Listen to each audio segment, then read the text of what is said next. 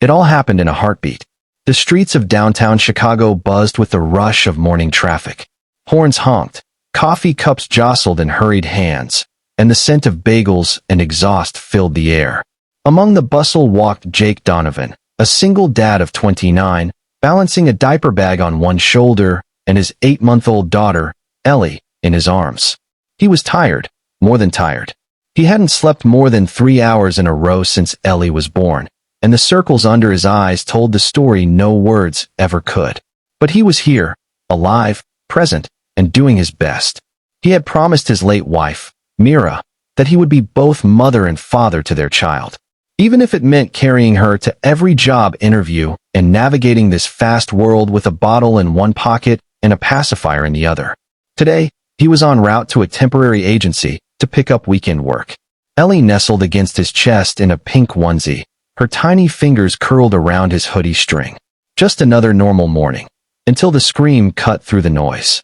Across the crosswalk, a man stumbled out of a delivery truck, clutching his chest, collapsing onto the pavement. Pedestrians froze, gasped, scattered. Some pulled out phones. Others backed away. Jake didn't think, he moved. "Someone call 911, he shouted as he jogged toward the man. But as he reached him, a terrible realization struck. He couldn't do much with a baby in his arms. That's when he saw her.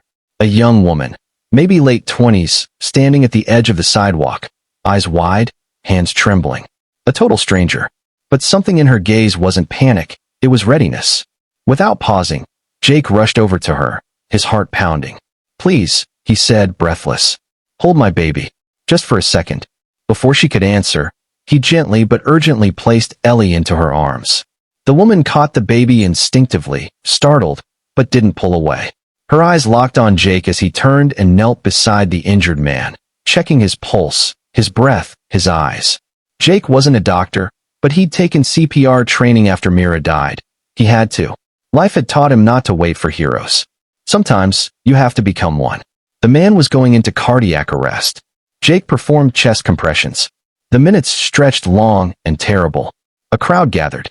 Sirens howled in the distance. Sweat poured down his face. The man's chest heaved, coughed. He was breathing. Paramedics arrived, took over. Jake fell back on the pavement, breathless, his hands shaking. He turned, and then remembered. Ellie. He scrambled to his feet, eyes darting through the crowd, and there she was. The woman still stood where he'd left her, clutching Ellie gently against her chest, her eyes glistening. Jake rushed to her. "She's okay," the woman said softly before he could even speak. She didn't cry once. Jake exhaled a shaky breath, reaching for his daughter. "Thank you," he said, emotion choking his voice. He took Ellie back into his arms. But something had shifted in that moment. Not just gratitude, but something deeper, more fragile. They stood there for a moment. Strangers surrounded by chaos, yet wrapped in a strange kind of calm. "I'm Leah," she said, brushing a wisp of baby hair from Ellie's forehead. "Jake," he replied. "And this is Ellie." Leah smiled, but there was sadness behind it. "She's beautiful." Jake nodded, unsure what else to say. The ambulance pulled away. The crowd dispersed. But Leah didn't. "You're doing this alone?" she asked gently, noticing the diaper bag, the bottle poking out of the side pocket. Jake gave a small, tired nod. "Since she was 2 weeks old." Leah's breath caught. She looked down. "I lost my baby 6 months ago. Stillborn." Silence fell. Jake felt it like a weight, not awkward, but reverent. "I'm so sorry," he said. "It's okay," she whispered. "You don't need to say anything." And then, with a voice barely audible over the noise of the city, she asked, "Can I hold her again?" Jake looked into her eyes, and something in him said yes.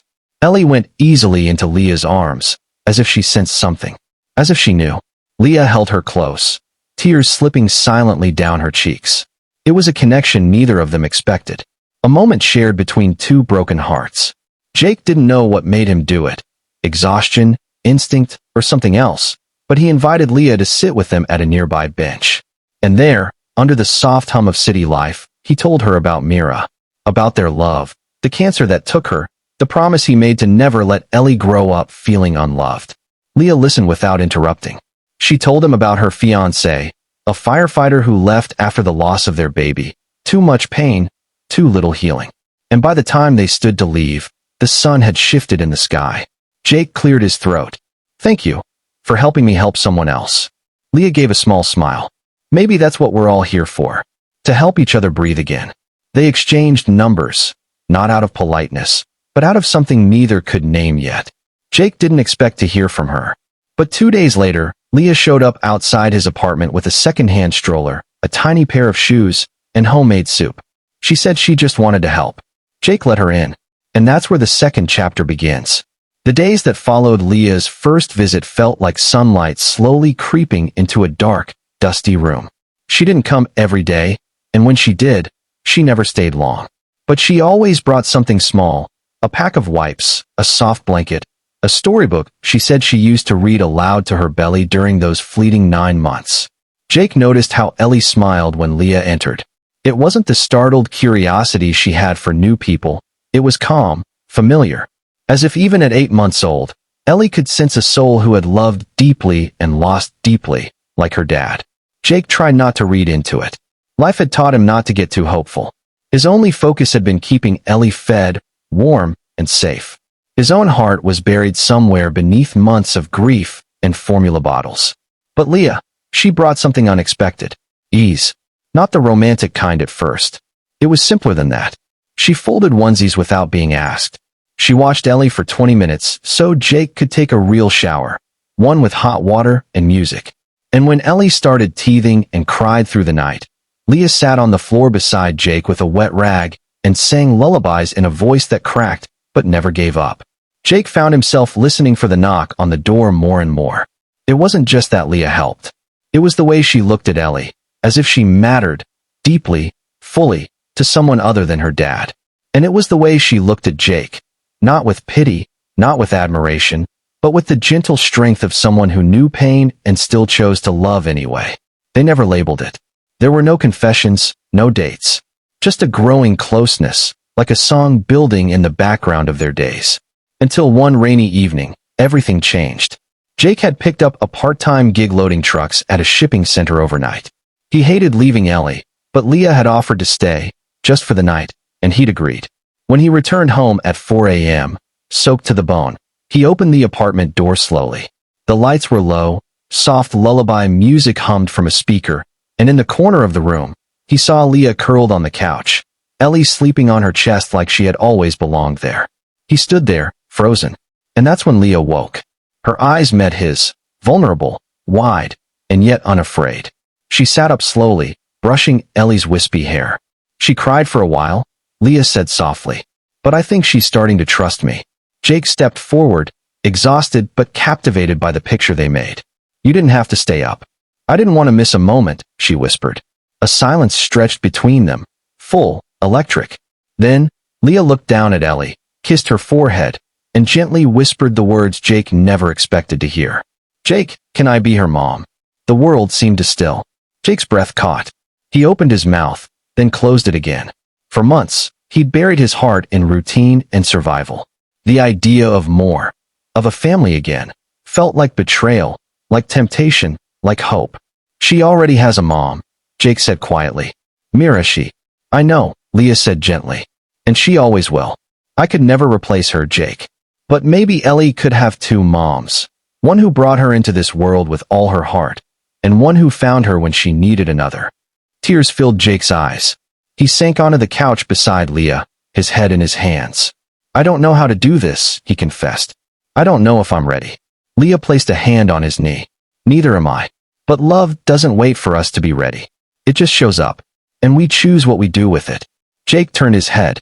Ellie stirred in Leah's arms and smiled in her sleep. He remembered Myra's final days, the way she whispered, "Promise me she'll never feel alone," and the way he nodded through sobs, not knowing how he'd ever manage that. But now, here was Leah, a stranger once, who had held Ellie before she even knew Jake's name, who had stepped into the fire of grief and offered nothing but kindness. Maybe it wasn't too early. Maybe it was just the beginning. Jake reached for Leah's hand and held it tightly. "You already are," he whispered. She looked up, confused. "What? You're already her mom," he said, his voice breaking. "You've loved her like she was yours from the second I handed her to you. And I think, Mira, I think she'd be okay with this." Leah broke into quiet tears, clutching Ellie closer. From that day on, things changed, gently, beautifully. There was no rush.